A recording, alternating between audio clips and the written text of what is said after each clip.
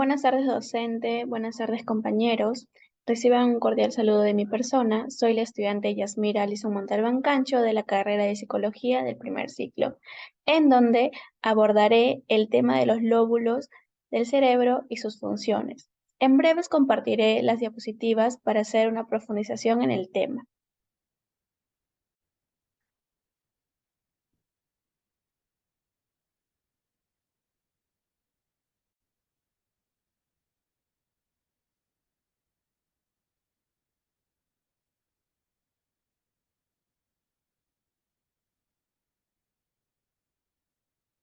Bueno, para hacer una breve introducción, la neuropsicología establece que los humanos tienen un cerebro izquierdo y un cerebro derecho.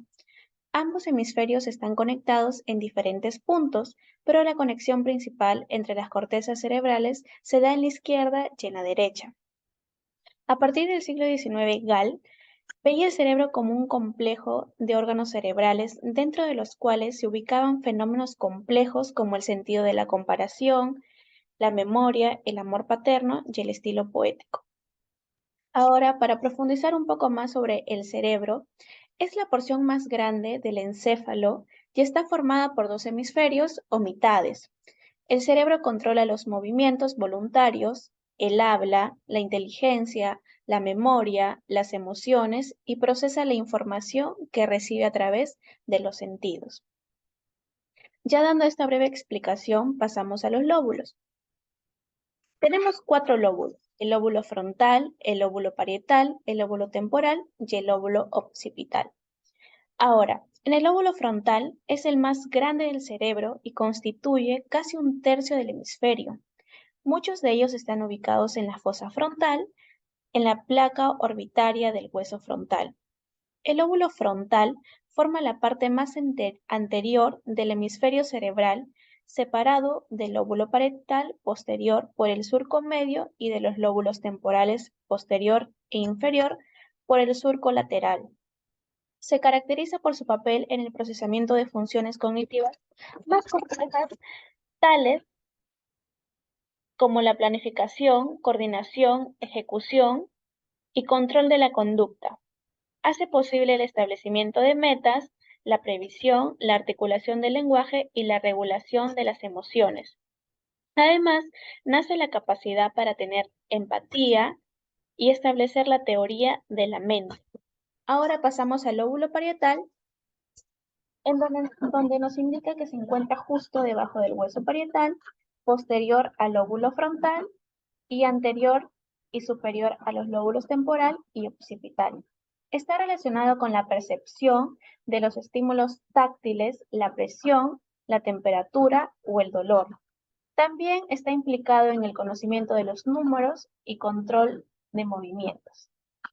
Ahora pasamos al lóbulo temporal, donde este abarca una gran parte de la fosa craneal media y su nombre está relacionado a su proximidad con la región temporal y hueso temporal del cráneo, relacionado con la percepción y el reconocimiento de estímulos auditivos y con la memoria, que está en el hipocampo, fundamental para el reconocimiento de rostros y de voces.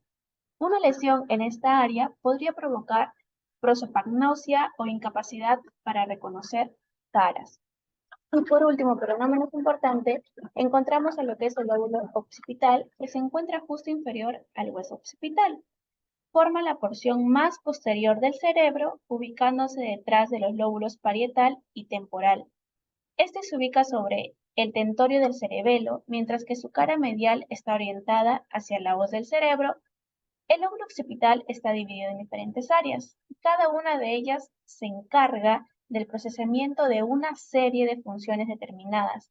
Las más importantes son la elaboración del pensamiento y la emoción, interpretación de imágenes, visión, reconocimiento espacial, discriminación del movimiento y colores. Ahora pasaremos a observar un video.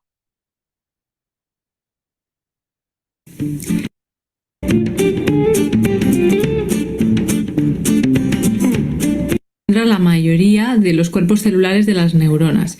Y dijimos que esta corteza cerebral se puede dividir, fijándonos en su anatomía, en diferentes lóbulos cerebrales. Así que es importante entender que esta división en lóbulos cerebrales es una división anatómica, no funcional, pero aún así podemos fijarnos en qué funciones tienen las áreas que se encuentran dentro de estos lóbulos cerebrales. Antes de pasar a hablar de cada lóbulo cerebral, es importante destacar que el cerebro funciona como un conjunto, que las áreas se comunican unas con otras y no forman compartimentos estancos, sino todo lo contrario, forman redes neuronales que se comunican entre sí.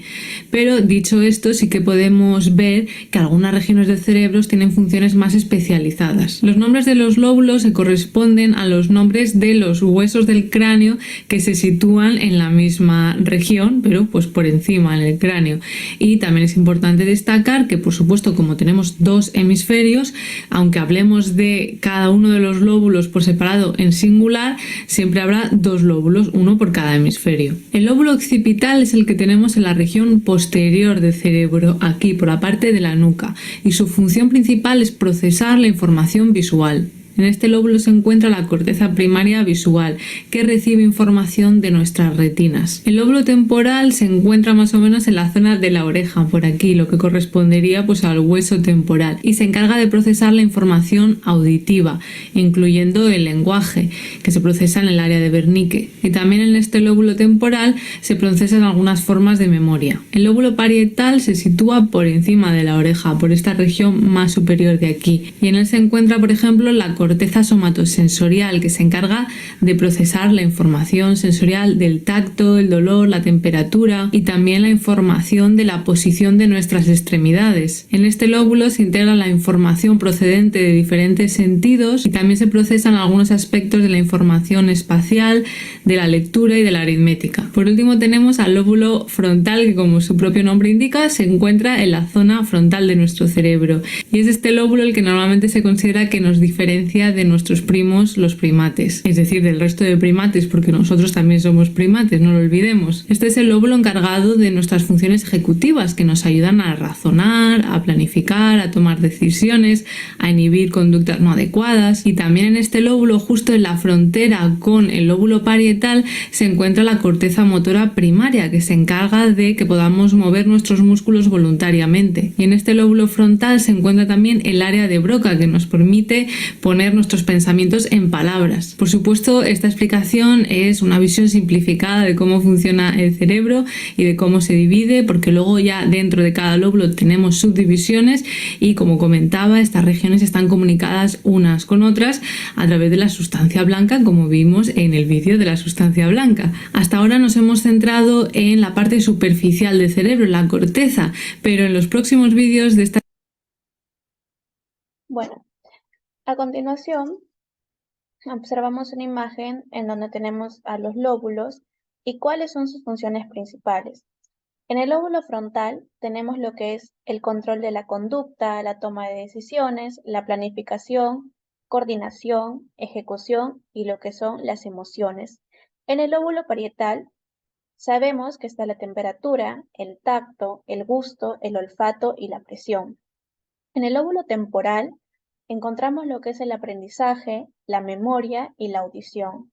Y por último, en el lóbulo occipital, el procedimiento visual, el reconocimiento espacial, entre otras.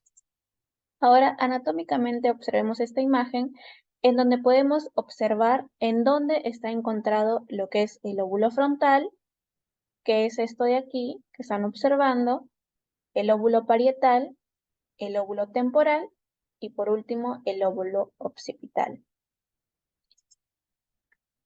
Entonces, en base a esto hemos llegado a concluir de que existen actividades específicas que cada individuo cumple, conforme a las necesidades psicosociales, políticas, económicas y religiosas.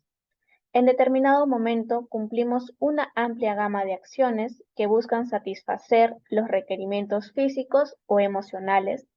En determinado tiempo nos convertimos en inventores, en poetas y artistas de diversa especialidad. En estos momentos prevalece el hemisferio derecho. No quiere decir que no aportara el izquierdo en la proyección de los símbolos significantes.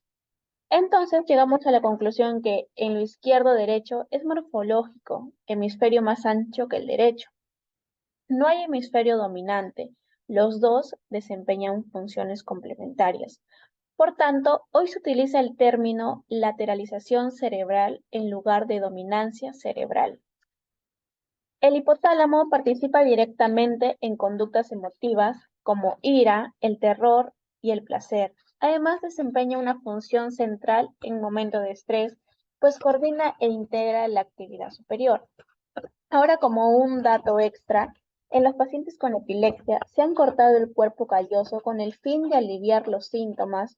Lo sorprendente es que los pacientes sometidos a la intervención no muestran discapacidades. Las respuestas mejoran en varios casos, como por ejemplo hablar, escribir y dibujar. Entonces, ese ha sido el tema que hemos abordado el día de hoy. Espero que hayan podido captar la información necesaria y eso sería todo. Gracias.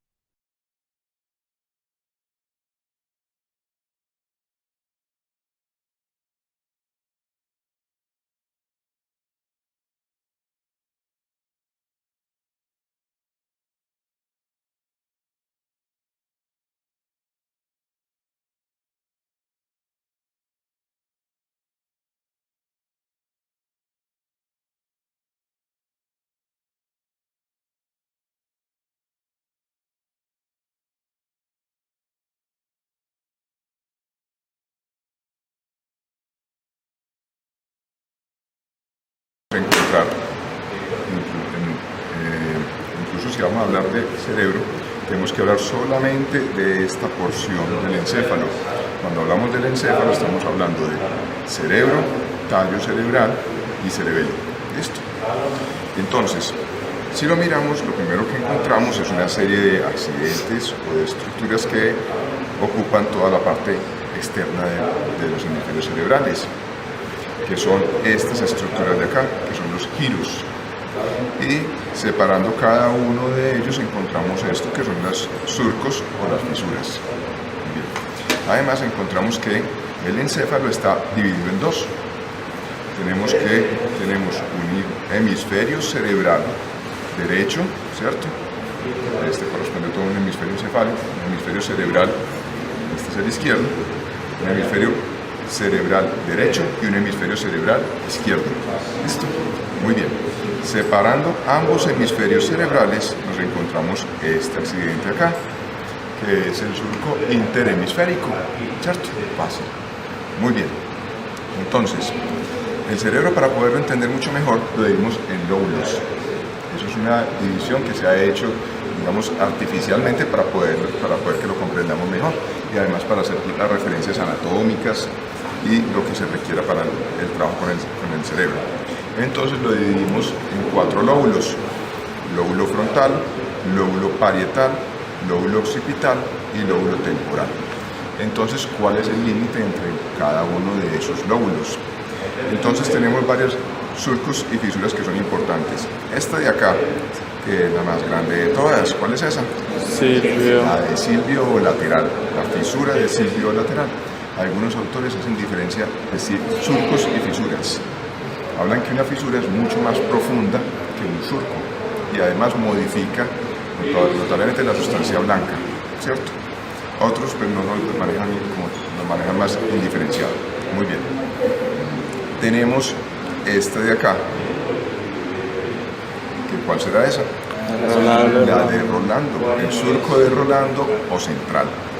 Muy bien. Y entonces con eso podemos empezar a hacer divisiones, podemos empezar a separar del surco del Rolando hacia adelante nos encontramos el lóbulo frontal, del surco de Rolando hacia atrás nos encontramos el lóbulo parietal, de la fisura de Silvio hacia arriba, en esta parte anterior tenemos el lóbulo frontal y de la fisura de Silvio hacia abajo tenemos el lóbulo temporal, ¿cierto? Nos queda faltando el lóbulo occipital. El lóbulo occipital, entonces, encontramos un surco que lo encontramos aquí en la parte medial o mesial, que es este de acá. Veanlo ahí. Es este de acá. Ese es el surco parieto occipital, ¿cierto? El surco parieto-occipital. Y entonces ustedes lo miran en la vista lateral y no se ve, vean que se pierde, ¿cierto? Entonces lo que hacemos es que hacemos una línea imaginaria, trazamos, miren aquí la superficie, ¿cierto? Y ven que acá hace, aunque aquí está como muy anterior, a ver el otro que se vea un poquito mejor, la vista lateral, este está un poquito destruido, pero se ve mucho mejor este. ¿Cómo se llamará esto? El ángulo temporal. Es la comisura o escotadura preoccipital. Entonces lo que hacemos es que de ese surco parieto-occipital, está acá, ya lo dijimos, trazamos una línea imaginaria a esa escotadura. Y esa línea imaginaria nos está separando de occipital, de parietal y de temporal. ¿Sí o no? Fácil. Entonces ya podemos decir todo lo que acabo de repetir, lo podemos decir ya de corrido y en orden, ¿cierto? Podemos decir entonces que los hemisferios cerebrales, porque tenemos un lóbulo frontal izquierdo y un lóbulo frontal derecho, ¿cierto? Entonces, podemos decir que el lóbulo frontal está separado del lóbulo parietal por el surco lateral o de Rolando, el surco central o de Rolando, que está separado del lóbulo temporal, el frontal está separado del lóbulo temporal por la fisura de Silvio o lateral, ¿cierto? Podemos decir que la fisura de Silvio lateral también separa el lóbulo temporal del parietal, ¿cierto? Y el surco parieto-occipital nos está separando el lóbulo occipital del parietal y el lóbulo temporal del occipital. Ahí tenemos los límites, ¿cierto? Entonces ya ustedes pueden decir tranquilamente que la lesión está en determinado lóbulo frontal, temporal, parietal, occipital, derecho, izquierdo, ¿cierto? Muy bien. Entonces, empecemos con la vista lateral. Profe, en la parte basal, ¿cómo son los límites? En la parte basal, vamos a ver que aquí, enseguida vea, este sería, ay María, se está bien desbaratado. Este sería el surco central, ¿cierto? De Rolando. Y vea que aquí se pierde eso, ¿cierto? Enseguida vamos a ver la parte medial o mesial, que queda más fácil verla así de un solo tiro toda esta parte, listo. Pero aquí se pierde un poquito la separación entre parietal y frontal. Entre occipital y parietal, sí, eso está muy claro, pues, ¿cierto? Muy bien. Entonces, empecemos con la vista lateral. Y empecemos con la porción anterior del lóbulo frontal. Entonces,